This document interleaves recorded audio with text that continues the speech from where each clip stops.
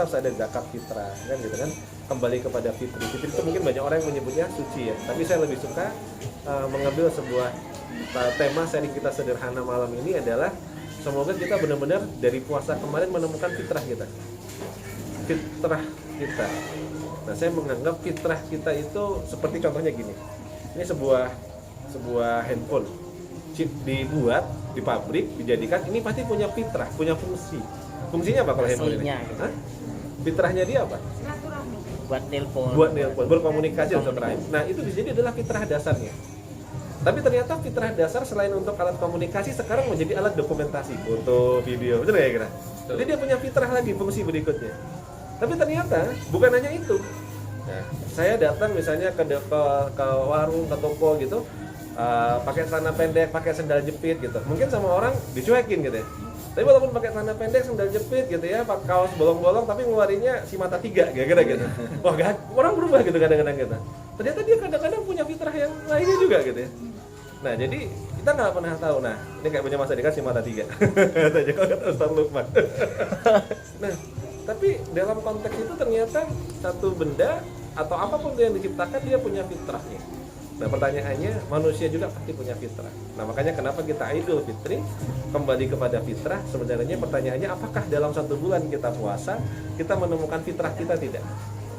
Nah, saya membuat sebuah renungan di Ramadan kemarin. Materi ini nggak pernah saya sampaikan, tapi ini hikmah perjalanan Ramadan dan juga menempa selama Ramadan kemarin saya isi dengan silaturahim. Jadi dari Ramadan kedua istri sudah saya tinggal. Ramadan kedua ya cuma sahur dan buka satu hari ya.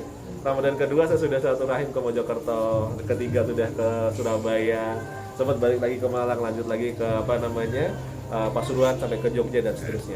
Nah, fitrah ini ternyata masya Allah luar biasa. Saya paling tidak membagi dalam 5. Nah, ini hari ini mungkin ya. Ada 5 tingkatan fitrah manusia. Nggak ada apa-apa tulis, pakai ilustrasi aja ya. Ada berapa Bapak Ibu? Ada? 5. Dari yang paling dasar sampai yang paling tinggi. Nah, selama masa hidup kita nggak pernah tahu kita itu bisa memenuhi fitrah kita sampai mana. Ada yang mungkin orang meninggal bahkan level 1 aja mungkin nggak selesai. Ada yang level 2, ada yang level 3, ada yang level 4, bahkan mungkin ada yang sampai level 5 fitrahnya. Nah, bahagialah manusia yang dia hidup dan dia bisa memenuhi fitrahnya. Nah, itu kata kuncinya. Makanya kita kembali kepada fitri, kembali kepada fitrah itu artinya menemukan fitrah kita. Bahagia banget. Dan akan menderita seseorang hidup di dunia kalau dia hidup tidak memenuhi fitrahnya. Nah, maka kita harus paham fitrahnya kita itu apa, dan nggak semua orang itu bisa menemukan jati diri fitrahnya dia. Nah, hari ini semoga nanti kita di Ramadan berikutnya bisa saling menempa untuk naik kelas terus. Nah, contoh gini, ini contoh. Kira-kira Bapak Ibu, program di dalam handphone kita ini kan banyak program ya. Diciptakan punya fungsi nggak? Punya fitrah kan? Ada yang namanya WhatsApp, misalnya gitu kan. Nah, ketika WhatsApp itu dipakai, fungsinya WhatsApp untuk apa? Chatting, komunikasi, kirim gambar, begini. Ternyata kok dia nge-lag itu apa ya kalau bahasa sininya? Nge-hang, nggak bisa ngirim, nggak bisa video call, nggak bisa. Apa yang akan dilakukan sama pemilik handphone? Mungkin karena memorinya udah terlalu berat atau apa? Dia apakan biasanya? Dibersihkan tuh ada apa? Clean gitu ya. Dibersihkan, agak ringan lagi, gitu ya. Sampai nggak bisa dipakai. Lalu dia apakan biasanya? Di restart, gitu kan kira-kira? Di restart masih dipakai, bisa lagi, kumat lagi. Dia apakan? Sampai kadang-kadang diinstal ulang, bener ya kira? Kenapa? Karena dia tidak bisa memenuhi fungsinya. Sampai akhirnya ya kadang dibersihkan, kadang itu di restart, kadang itu sampai diinstal ulang. Nah, dalam kehidupan kita seringkali kita juga tidak memenuhi fitrah kita diciptakan. Sehingga sama Allah tuh kadang-kadang disapu dulu, dibersihin, kasih ujian, gitu kan, benturkan tembok, hadapkan ke sana, usahanya dibangkrutin. Itu sebenarnya tuh dalam rangka untuk mengembalikan kita kepada fitrah. Gitu. Nah, terus akhirnya kalau kita misalnya contoh, akhirnya udah deh bisa lagi. Kok ternyata sudah dikasih ujian, enggak tobat-tobat juga gitu. Masih sombong, itu kadang-kadang diapain tadi? Di restart. Usaha sudah bagus, tinggi, tahu-tahu di restart apa? Ceder, mulai lagi dari nol. Ada yang nggak kayak gitu? Bahkan minus, itu namanya sedang di restart. Udah digituin, dibanting-banting, di restart, masih nggak sadar juga. Bisa diinstal ulang loh. Ganti malah. Tuh yakin. Diinstal ulang, itu dibersihin, diberesin. Mungkin bisnisnya dihabisin sekalian, hartanya dihabisin sekalian, dan benar-benar harus memulai sesuatu lagi itu dari nggak punya apa-apa, bahkan mungkin dari bukan siapa-siapa, dan nggak sedikit yang kayak gitu. Nah jadi artinya apa? Artinya kadang untuk kita hidup, ada nggak yang hari ini masih suka galau, sedih, masih suka bingung, ada nggak yang masih suka kayak gitu dengan kehidupannya? Berarti bisa jadi karena dia belum menemukan fitrahnya. Nah apa fitrahnya? Saya membagi paling nggak 5 tingkatan. Yang pertama ada namanya fitrah paling dasar. Fitrah paling dasar manusia itu basic ya. Basic itu atau dasar yang semua orang sama. Fitrah kita semuanya sama. Yaitu diajarkan di mana? Mama khalaqul jinna wal insa illa liya'budun. Maka kita adalah fitrah seorang hamba. Nah, jadi semua makhluk, semua manusia itu fitrahnya adalah hamba. Saya, antum semuanya sama. Sama di level 1 sama apa? Sama-sama sebagai hamba. Maka tugasnya seorang hamba apa? Bahkan bukan hanya manusia. Dikatakan jin dan manusia. Bahkan jin juga hamba juga kata Allah. Maka sebagai seorang hamba, maka fitrah kita apa? Menyembah. Jadi beribadah tapi dalam hati saya itu menyembah. Nah kadang nggak semua orang itu paham bahwa kita itu hamba. Buktinya apa? Kadang di waktu yang harusnya menyembah Allah masih sibuk dengan urusan yang lainnya. Betul nggak? Waktunya aja masih sibuk dengan yang lainnya. Waktunya apa? Kita sibuk. Berarti dia tidak memahami fitrahnya sebagai seorang hamba. Nah pertanyaannya, kita ini sudah paham belum fitrahnya menghamba? Oleh karena itu diuji dengan puasa. Nah, kan kita diuji dengan puasa selama 1 bulan. Pesta kecil lah. Untuk apa? Kenapa kita diuji dengan puasa? Untuk membuktikan bahwa ada yang memiliki kita, ada yang maha segala-galanya dari semuanya, dan kita harus menahan nafsu itu bahwa kita ini adalah hamba Allah yang diperintahkan untuk melakukan ibadah. Bahkan Allah punya hak memerintahkan yang harusnya halal aja nggak boleh di siang hari pada saat bulan Ramadan, makan, minum, ketemu dengan istri dan seterusnya. Kan ada yang memiliki kita, itu Allah. Nah, nggak banyak loh manusia di muka bumi ini muslim yang dia tutup usia dan dia paham bahwa dia adalah hamba. Harus menghamba. Buktinya apa? Ibadahnya. Artinya kalau menghamba kan ya cek ibadahnya. Kita beribadah, ibadah kita 5 waktu gimana? Ya 5 rukun Islam itu kita jalankan atau tidak gitu. Nah, penghambaan kita. Atau bahkan kadang-kadang kita menyekutukan Allah dengan yang lainnya. Wah itu luar biasa. Ini yang basic sekali. Nah kita semua sama. Nah kalau kita sudah bisa memahami fitrah kita sebagai seorang hamba, hidup itu tenang. Kenapa? Ngerasa ada yang maha apa? Yang maha segala-galanya. Kalau ada masalah berarti minta pertolongan sama siapa? Ya sama yang menciptakan kita kan, karena kita cuma hamba. Betul kayak gitu. Kita nggak bisa jelaskan apa-apa. Jadi ibarat program itu kita itu sebagai program, udah deh ikutin aja maunya program ini diciptakan untuk apa. Nah seringkali yang bikin susah itu apa? Kita nggak ngerasa sebagai hamba, kita jadi program itu kayak pengen punya pemikiran sendiri, nyari jalan sendiri, cara sukses sendiri, cari jalur sendiri. Akhirnya apa yang terjadi? Akhirnya kadang-kadang karena kita tidak memahami fitrah kita, ya tadi kejebak, jatuh, bangun, sukses, kayaknya sukses tapi kok semua nabrak sini. Karena kita tidak belajar memulai dari satu hal, diawali dengan bahwa kita adalah fitrah kita hamba. Jadi kalau ada masalah, nggak perlu cari konsider sebenarnya. Tanya aja sama Allah. Ternyata ketika tanya ngadu sama Allah, baru 2 hari dibatin ketemu sekarang. Didatengin, nggak perlu datang ke Malangan gitu kan. Nah, jadi Allah dulu gitu. Allah dulu, Allah lagi, Allah terus gitu. Nah, maka insya Allah nanti akan dimudahkan. Satu ini. Nah, yang kedua, setelah kita semua sama sebagai hamba, ada fitrah kita punya fungsi yang kedua, fungsi dalam keluarga. Nah, jadi fitrah kita sebagai hamba sama, semuanya hamba laki-laki perempuan, tapi ada fitrah yang kedua, ada yang laki-laki, ada yang perempuan. Nah, fitrahnya udah nggak sama. Ada yang suami, ada yang istri. Maka setelah kita paham yang pertama, maka kita harus memahami yang kedua. Fitrah kita sebagai lelaki itu apa? Fitrah sebagai perempuan itu apa? Fitrah sebagai imam suami itu apa? Fitrah sebagai istri itu apa?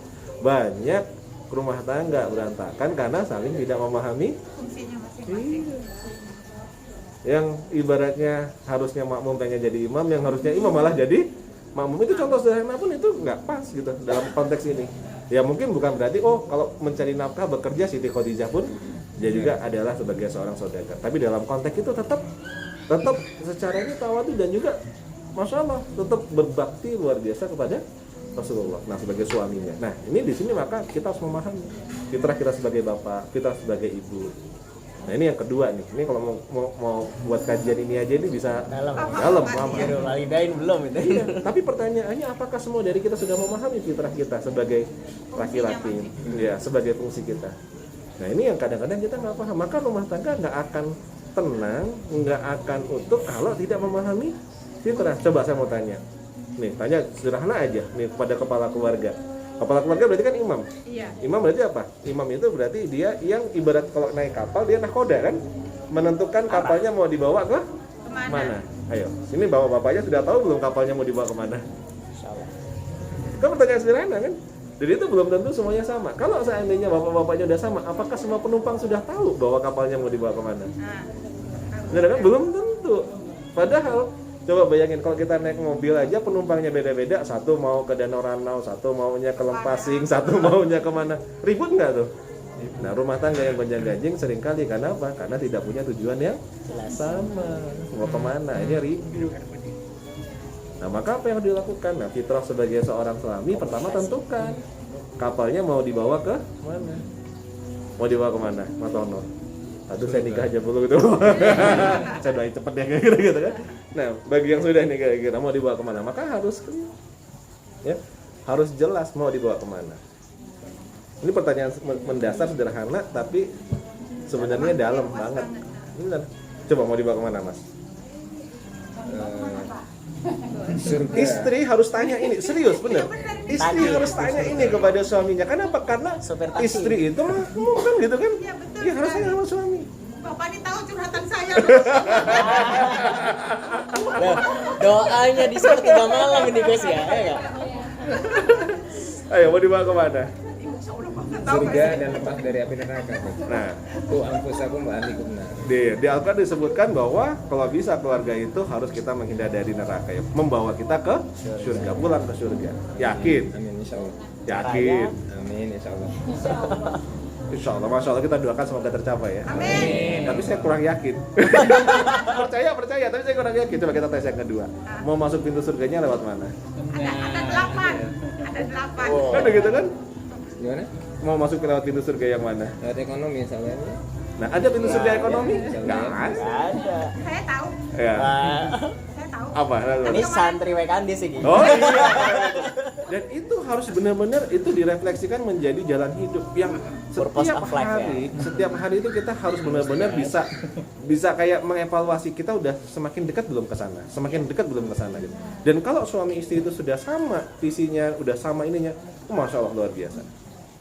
Saya kemarin pulang ke sini, ini bukan untuk pria tapi untuk apa ya namanya tujuannya untuk apa namanya sharing ya. Semoga Allah ampunin ya. Nah, kemarin saya diminta syukuran sama orang tua saya, alhamdulillah kita punya rumah yang keempat gitu. Maksudnya bangun rumah yang keempat baru selesai di sini di Lampung gitu. Jadi alhamdulillah dalam tahun ini saya buat 2 rumah di Lampung gitu. Tapi tujuannya bukan untuk kita tinggalin sebenarnya gitu. Ya untuk perjuangan gitu.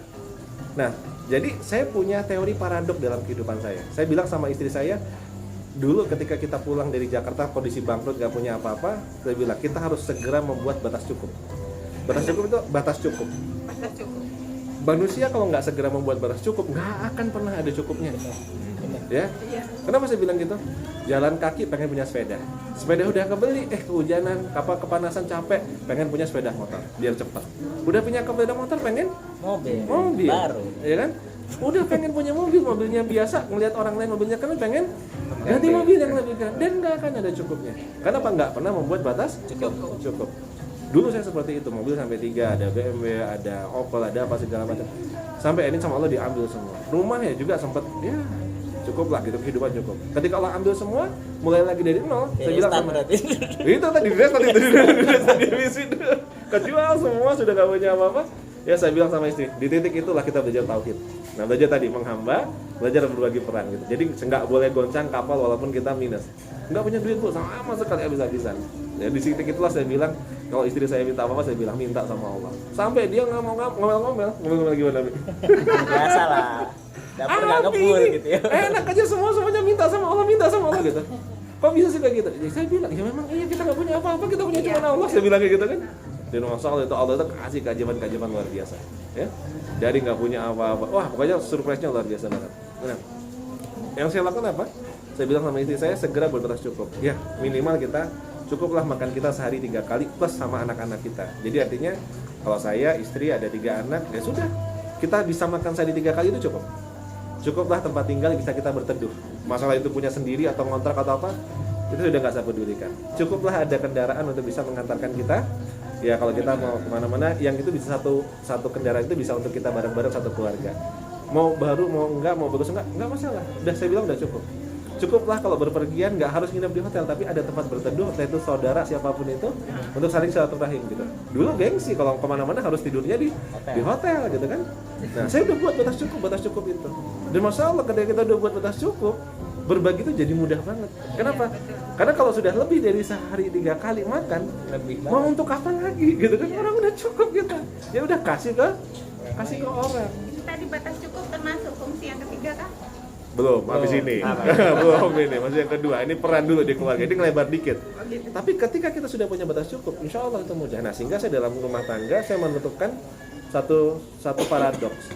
Ambil sesedikit mungkin buat kita, dan jangan pernah puas untuk yang kita berikan sama Allah.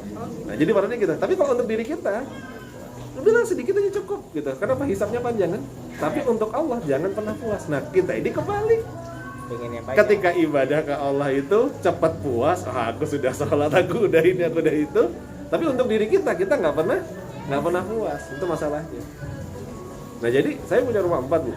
Ya jadi di Malang itu ada 1, di Jakarta 1, di di Lampung ada 2. Dan kami hari ini masih cukup puas dan bahagia tinggal di rumah kontrakan. Wallahu. Jadi saya tinggal di rumah kontrakan. Kenapa Pak tinggal di rumah kontrakan? Biar ada yang ngingetin tiap tahun nagih kontrakan. Biar tahu bahwa di dunia itu hanya kontrak. Dan saya mengajarkan kepada anak saya untuk tidak bermewah-mewah. Untuk apa? Ya karena di dunia ini nggak ada yang sejatinya kekal harta kita. Apa sih harta kita? Nggak dibawa mati kan? Nah tapi justru yang di Malang kita jadikan sekolah tahfiz, di Jakarta juga ya saya kontrakan tapi hasilnya untuk mertua, untuk keluarga di sana.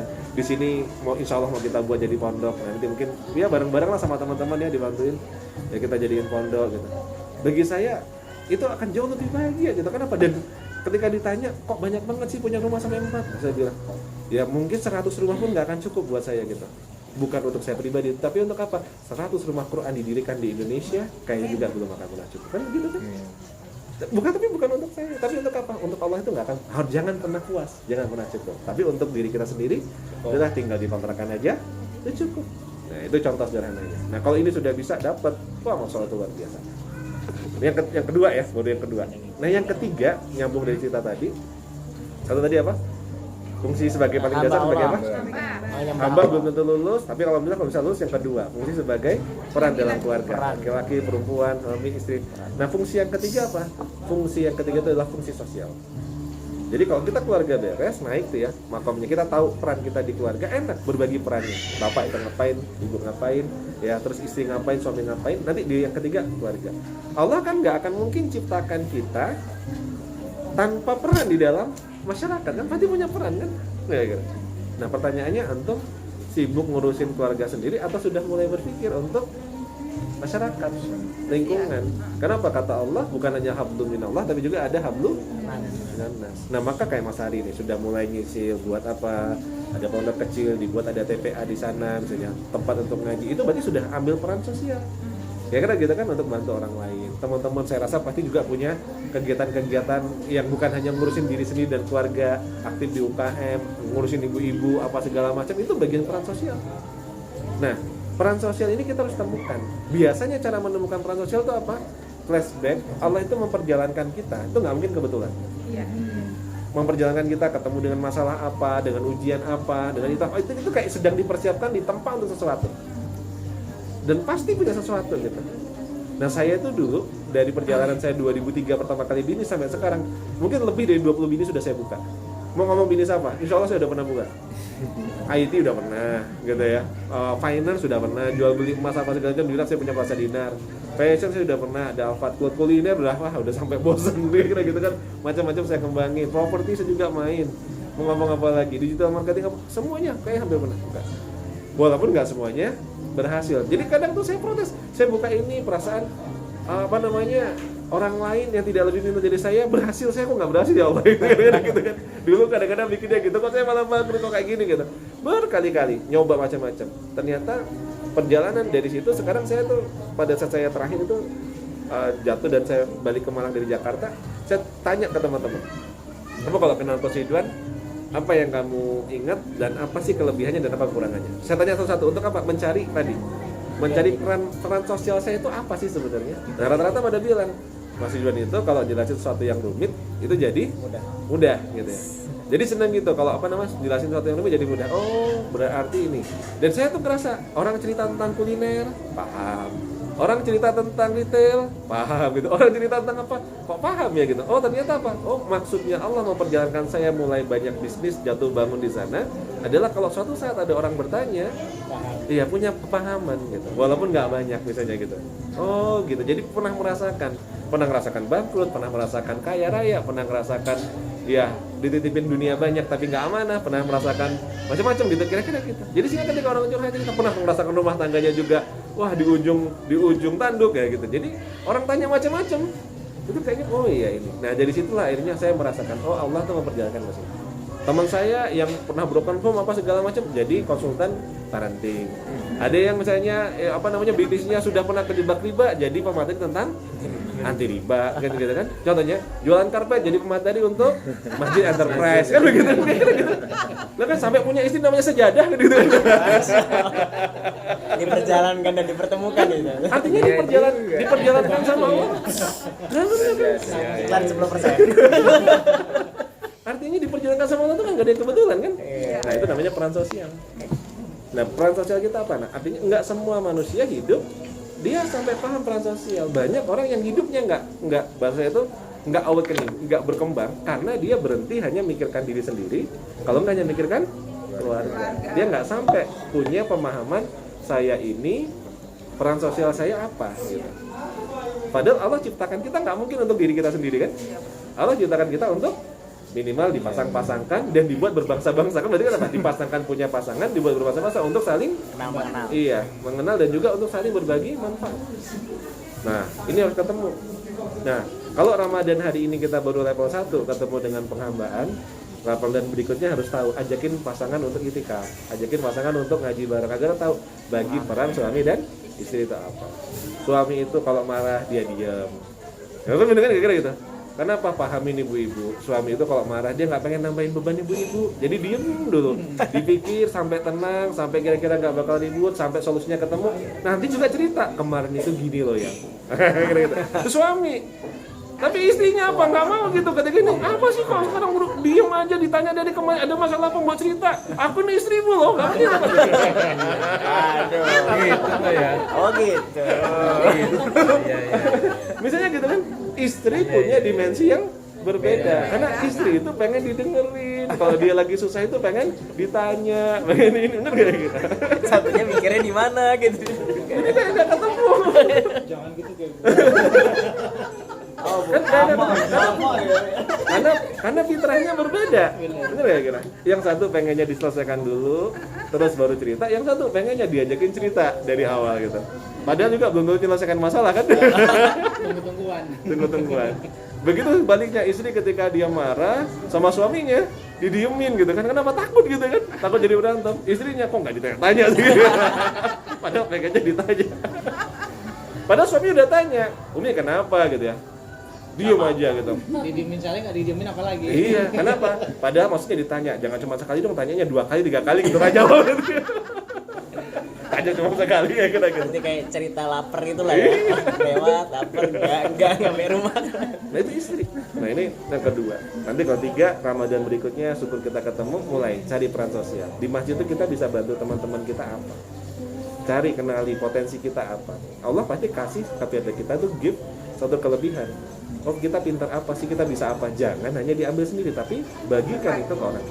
Pintar digital marketing, bantu teman-teman yang susah, nggak bisa dibantu. Dan itu pintar buat kue, suatu saat mungkin berdayakan orang-orang yang nggak mampu untuk ya diberdayakan untuk dia bisa punya kemandirian. Nggak tahu Allah kasih gitu kan. Nah kalau kita udah nih, ada peran yang keempat. Yang keempat ini namanya peran. Nah ini bahasa saya ini adalah apa ya? Saya menyebutnya harokah, pergerakan, perjuangan. Jadi bukan harokah, perjuangan. Harokah itu artinya pergerakan, perjuangan. Jadi ketika kita sudah memahami peran sosial saja. Nah, tapi kadang kita hanya berbagi, tapi belum menggerakkan orang. Nah, kalau harokah itu dia sudah sampai di level peran untuk bukan hanya sekedar membantu, tapi ikut menggerakkan orang banyak. Nah ini harokah. Nah apa nih peran harokahnya? Nah bagi saya itu salah satunya adalah dakwah, gitu kan. Dakwah itu dakwah. Dakwah itu jangan hanya bayangin kita jadi ustazah, ceramah, bukan. Dakwah itu adalah mengajak kepada kebaikan gitu. Nah, saya juga bukan ustadz gitu, tapi saya pengen mengajak orang berbuat kebaikan gitu. Jadi kita ngumpul kayak gini satu rahim gitu ya. Nah, dakwah ini harokah ini bagi saya tuh kayak gini. Coba intim dengan Allah. Intim dengan Allah itu maksudnya banyak-banyakin komunikasi sama Allah, tanya. Kita ini sebenarnya alat Allah untuk apa? Nah itu yang kadang kita nggak paham. Kita ini palu, ataukah kita ini obeng, ataukah kita ini speaker, atau kita ini apa? Kita harus tahu. Kan kita ini sebenarnya di muka bumi ini alat Allah untuk berbuat kebaikan kan? Nah tapi kita ini alat Allah apa? Nah banyak orang nggak menemukan fungsi itu. Apakah kita ini alat Allah obeng, mengencangkan yang kendur, kira gitu kan? Fungsinya apa? Ya jarang-jarang ke masjid, ayo dikencengin ke masjid. Itu obeng namanya kan gitu tegaknya. Atau kita ini ibaratnya palu kayak apa? Coba kita lihat 4 sahabat semuanya perannya beda nggak? Beda. Bener nggak kira? Coba, ayo coba yang kita tahu dah Abu Bakar. Orangnya seperti apa? Sahabat Abu Bakar sangat bijaksana, sangat lembut, luar biasa kan gitu. Pintar, kaya, saudagar, ngajarin banyak pengusaha. Itu saudara-saudara itu banyak lagi dari rumahnya Abu Bakar. Nah, dan aduh kata-kata setelah Nabi Muhammad itu yang ibaratnya sangat dirindukan surga itu salah satunya adalah Abu Bakar. Nah, yang kedua siapa? Umar apa? Wah, ini pedangnya kan gitu kan, singanya itu. Jadi berbeda sekali, tegas, kuat gitu kan.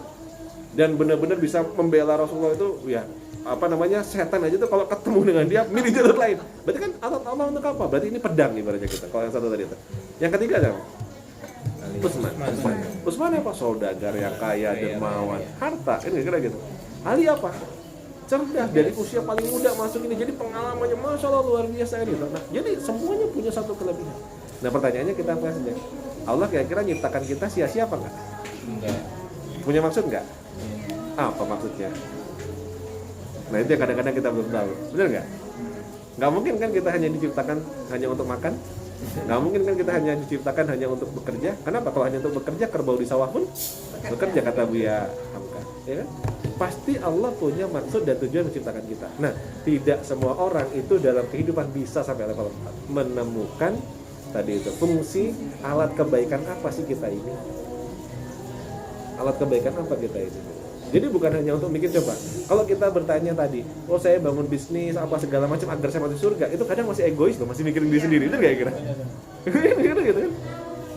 Tapi justru malah kadang-kadang ya suara terompahnya Bilal bin Rabah saja itu sudah terdengar sama Rasulullah ada di surga gitu.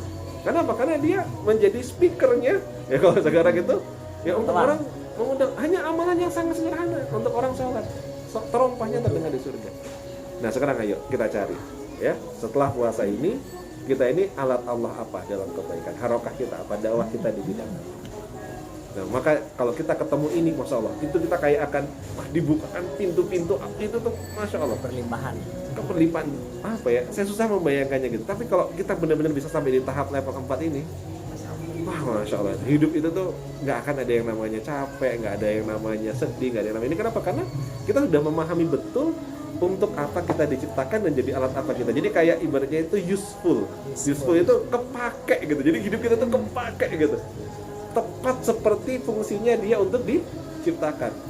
Dan nggak semua orang bisa menemukan itu. Sedikit sekali. Dan saya doakan semoga yang di sini semuanya Allah kasih hidayah untuk mulai berpikir dan menemukan. Oh kita ini alat kebaikan apa ya buat Allah? Alatnya Allah buat kebaikan apa? Nah ini levelnya sudah level 4. Dan orang-orang yang ketemu dengan ini masya Allah, orang-orang seperti ini nih hidupnya tuh bermanfaat, hidupnya tuh baik gitu, hidupnya luar biasa kalau dia sudah menemukan ini. Kalau enggak bisa menemukan ini maka hidupnya tuh kayak akan ngerasa sia-sia, akan ngerasa gagal, akan ngerasa banyak kecewanya, sedih, galau. Kenapa? Ya karena tidak memenuhi fitrahnya, tidak memenuhi untuk apa dia diciptakan. Kan kalau kita menjalani sesuatu tidak sesuai dengan peruntukannya, pasti berat kan? Benar. Contoh, naik mobil keren sih mobilnya BMW, dibawa off-road. Gimana? Hancur, nggak bisa jalan ke pater. Akhirnya dia ngiri dengan mobil apa? Ngiri dengan Escudo yang diganti ban gede atau mobilnya Mas Ari belajar. Kok enak banget ya ada itu gitu kan? sama Katana. Kan itu kan kayak katanya gitu. walaupun nggak semahal BMW, kira-kira gitu, nggak semewah BMW, tapi ternyata useful, kepake di jalan sama perut, kira-kira gitu kan. Ketol juga oke Pak. Nah, ketol juga oke gitu kan. Itu contoh sederhana. Jadi artinya memahami untuk apa kita diciptakan itu penting. Dan orang-orang yang sudah menemukan ini biasanya akan mudah sampai ke level kelima. Level kelima itu apa? Level kelima Al-Baqarah 30. Bahwa manusia diciptakan di muka bumi itu menjadi seorang khalifah, pengelola. Nah, artinya ketika dia sudah tahu dia alat apa, bisa menggerakkan orang banyak, maka dia akan bisa mengelola. Nah, mengelola apa? Mengelola alam ya bumi yang diciptakan kepada kita. Mengelola apa? Misalnya mengelola kebun, mengelola masjid, mengelola karyawan. Tapi mengelola karyawannya bukan hanya sekedar mempekerjakan karyawan, tapi apa? Mengelola bahwa Allah titipkan karyawan kepada kita. Ya, kalau karyawannya ada di kita berarti tanggung jawab mutlaknya memastikan orang yang di dalam perusahaan sholat, memastikan orang di dalam perusahaan itu berbuat kebaikan. Itu kan tanggung jawab kita kan sebagai pemimpin. Kita harus bisa mengelola. Tapi kalau kita mikirkan diri sendiri, cari selamat sendiri, udah yang penting aku udah sholat, karyawanku sholat nggak sholat terserah. Berarti dia belum sampai di level ini, baru level tadi diri sendiri. Tapi kalau kita sudah sampai level 5 menjadi khalifah, maka apapun yang dipegang insya Allah itu akan menjadi sebuah kebaikan. Yang malaikat pun menyaksikan, kata malaikat, kenapa diciptakan umat manusia yang akan merusak muka bumi, menumpahkan darah, menimbulkan pertempuran dan seterusnya. Tapi kata Allah, aku lebih tahu bahwa berarti akan ada dari umat manusia ini yang dia akan sampai level 5 yang menjadi khalifah-khalifah, pemimpin-pemimpin yang saya artikan bukan pemimpin negara tapi pengelola. Yang dia ketika ditaruh, dititipkan, diamanahkan sesuatu sama Allah di muka bumi, maka dia akan berbuat kebaikan yang besar. Dan semoga yang di sini bisa memenuhi fitrahnya, baik dari level 1 sampai level 5. Nah, itulah Idul Fitri. Nah, kembali kepada fitrah. Nah, artinya ditanya, fitrahmu yang mana? Dia sudah sampai mana? Ayo dievaluasi. Ayo sudah sampai fitrah yang mana nih kita? Level 1, level 2, level 3, level 4, level 5? Itu evaluasi. Insya Allah masing-masing. Jadi di Sawalan ini ya 5 hal itu yang mungkin saya pesankan. Ya semoga Ramadannya membekas, tidak sia-sia, dan kita mulai berintrospeksi kembali kepada fitrah itu, kita menemukan fitrah kita. Jadi suami itu nggak mudah, benar kan? Kalau suami nggak bisa memahami fitrahnya juga berat. Kenapa? Suami itu punya fitrah menjadi imam. Ketika kita terima istri kita, terima nikahnya, misalnya si fulana, maka sebenarnya dengan sadar saat itu kita menerima konsekuensinya, seluruh dosanya akan kita tanggung sampai akhir. Jadi kalau istri kita berbuat dosa, siapa yang menanggung? Suami. Tuh, fitrahnya suami itu berat banget. Ketono dengerin gini jadi takut dia. Jangan jauh kayaknya nih. Mulai makin jauh ya. Salah ya Ren ya. Jadi artinya maka memilih istri yang terbaik, yang ini itu juga penting. Tapi artinya juga kita harus memahami fitrah bahwa manusia laki-laki tidak diciptakan sendirian, dia punya fitrah untuk punya pasangannya, membuatnya lebih tenteram. Nah kalau sudah mampu maka bersegeralah. Kenapa? Sebagai pemuda kalau udah mampu berhaji aja, ibaratnya sama menikah, maka diprioritaskan menikah dulu baru berhaji. Nah, sampai seperti itu. Ya, insya Allah. Baik, insya Allah itu mungkin sedikit sharing kita di Sawalan ini pas jam 8. Insya Allah, semoga manfaat ya. Semoga kita memaknai Idul Fitri ya dengan benar-benar bisa kembali kepada fitrah, menemukan fitrah kita Allah ciptakan untuk apa, dan semoga nanti ya 2 tahun, 3 tahun, 5 tahun lagi kita ketemu, kondisi kita jauh lebih baik, levelnya semakin meningkat ya, dan manfaat kita buat orang banyak di luar sana semakin luas. Nah, kenapa? Berkah itu adalah bertambahnya kebaikan. Jadi kita diberikan apapun itu, kebaikannya akan bertambah. Itulah namanya berkah. Insyaallah semoga pertemuan kita ini berkah, bawa manfaat ya. Ya, saya terima kasih banyak sudah memenuhi undangan saya Sawalan ya hari ini. Ya mohon maaf nggak bisa ketemu satu persatu di rumahnya masing-masing, tapi insya Allah ini bisa mengobati kangennya gitu. Insya Allah saya mohon doa 2 bulan lagi, mungkin bulan Idul Adha nanti insya Allah kita akan peletakan batu pertama pondok pesantren di Limurjo nanti tempatnya ya. Kalau ada waktu nanti saya undang untuk mampir ke sana ya. Kita membuat namanya Pondok Entrepreneur Usman. Jadi saya pengen berdayakan masyarakat yang pengen belajar bisnis free, gratis datang aja ke sana. Kita buatin camp yang ya mendingan lah kira-kira kayak gitu. Untuk sesuatu rahim plus di depannya nanti jadi rumah Quran. Jadi untuk anak-anak penghafal Quran, belajar Quran. Jadi ada dua pondok lah. Yang satu tentatif kalau saya pas pulang, yang satu yang rumah Quran jalan terus setiap hari kira gitu. Dulu saya ngerintis di sana nyari 10 santri untuk belajar TPA aja susahnya setengah mati. Alhamdulillah sekarang udah 120 lebih santri ya. Jadi semoga udah nggak muat tempatnya makanya dicari tempat lagi kira gitu. Ya, insyaallah itu teman-teman. Mohon maaf lahir dan batin ya. Semoga Allah terus ikat ukhuwah kita dalam kebaikan, silaturahim kita diberi kemanfaatan juga dan keberkahan. Semoga keluarga kita menjadi keluarga yang sakinah, mawaddah warahmah, rezeki kita berkah berlimpah, manfaat buat orang banyak, dan Allah izinkan kita kelak bersaudara bukan hanya di dunia, tapi Allah izinkan kelak nanti menginjak surganya bertemu Rasulullah dan kita bisa bertetangga di surga kita. Saling mendoakan ya. Saya ini beliau PWD. Wassalamualaikum warahmatullahi wabarakatuh. Waalaikumsalam.